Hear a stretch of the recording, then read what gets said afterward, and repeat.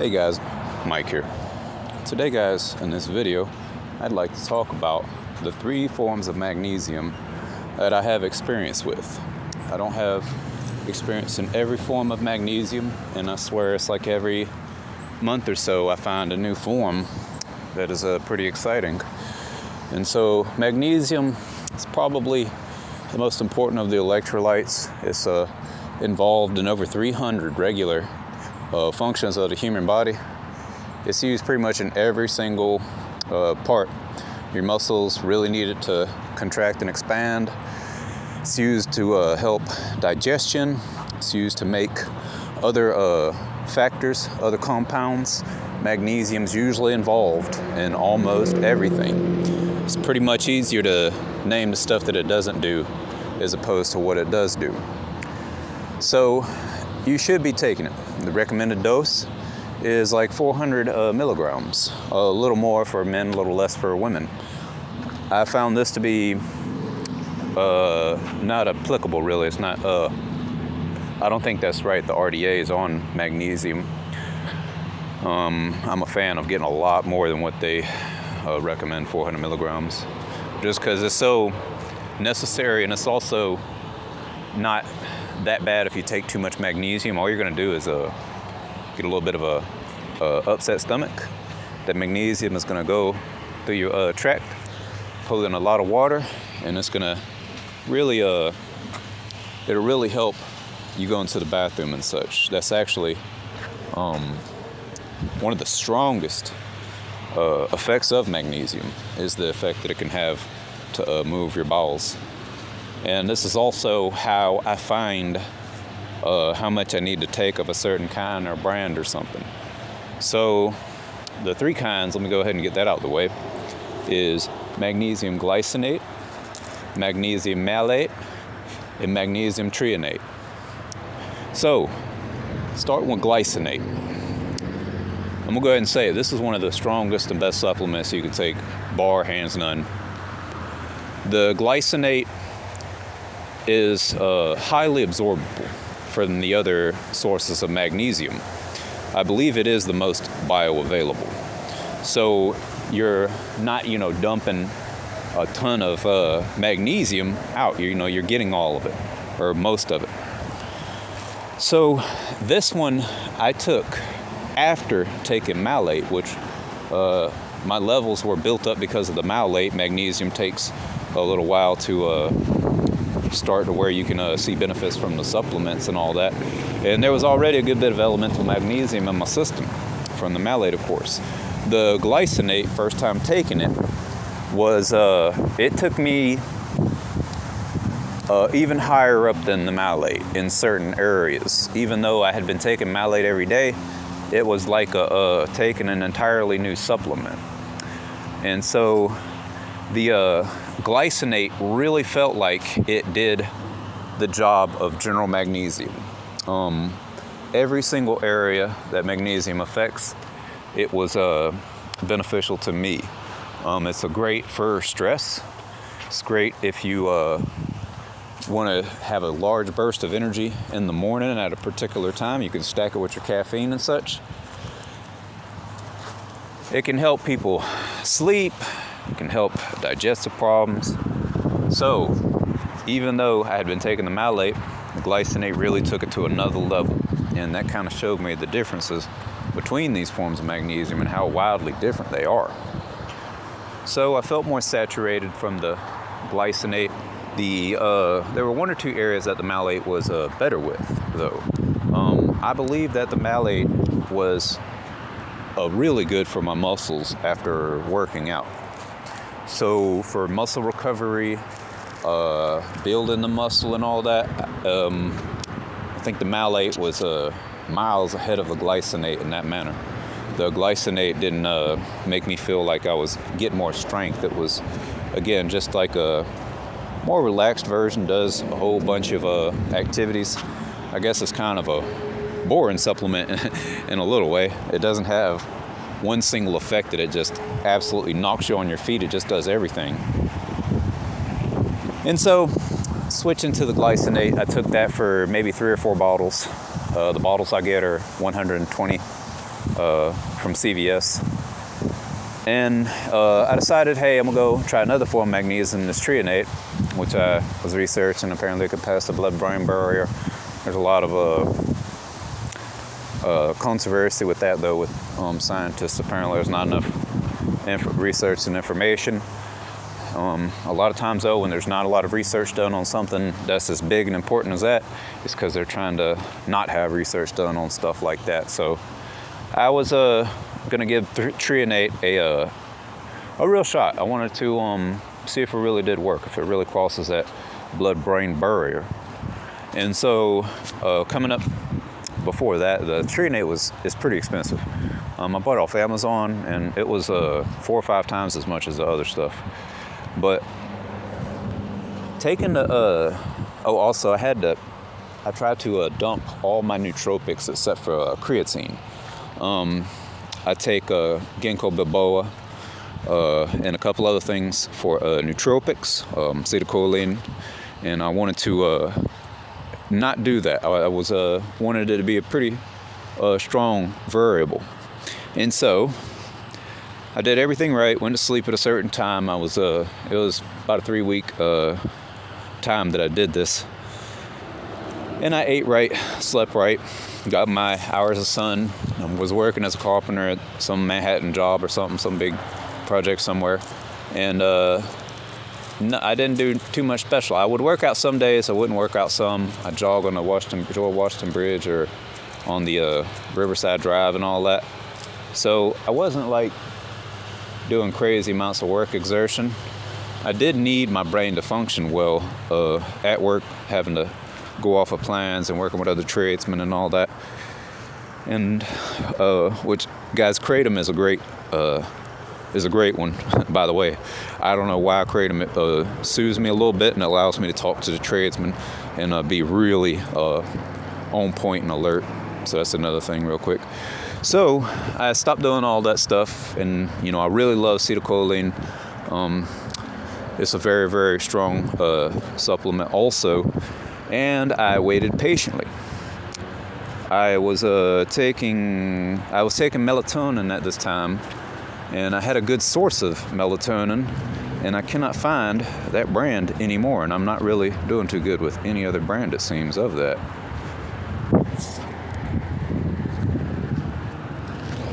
So after about 3 weeks of uneventfulness, I pretty much said, this ain't gonna work. It may take a little more time or something, but I'm sitting here taking this magnesium treonate, and I'm noticing the regular things that I love, the magnesium, such as helping your muscles heal up and soothe and blocking all that cortisol and all that. I wasn't getting those effects as strong. It felt like it was like half as strong as glycinate, maybe. And so that's pretty much it, y'all. I mean, I wish I gave you some super duper information or something, but I didn't notice any of it. So they had like I said, it was probably like half as strong as the fucking glycinate, though, man. What up, cuz?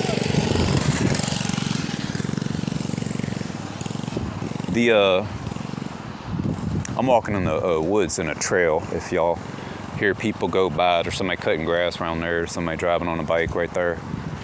Everybody travels through dirt bikes out here in the country. They all ride these dirt roads and all. This ain't a real road either. It's just some land. So, yeah, uneventful. Wasted my money, it felt like. And I'm pretty familiar with the things about magnesium, zinc, copper, all that, to have it in contandem. Otherwise, you can, that's any mineral. All the minerals, I'll go ahead and tell y'all so it ain't freaking confusing later. All the minerals need to be in balance with each other. Sometimes you'll hear somebody say magnesium is necessary for copper to function. It's necessary. All of them are necessary. That you need all of them. Simple as that. So I don't want people to certain deficiency or anti-nutrient that canceled out the magnesium. There wasn't one. I eat like 95% carnivore. At this time I was still eating some bread, but I had a really good diet otherwise. And I was also eating the bread while I was magnesium glycinate and the magnesium malate. It's really hard to not eat bread in New York City because you got the best pizza on earth everywhere. You had the pastries. I was working at one point in a little restaurant in Rockefeller Center in a underground, or at the first little basement, whatever the hell it is. And the pastries and such that they was bringing out every day is just, it gets you.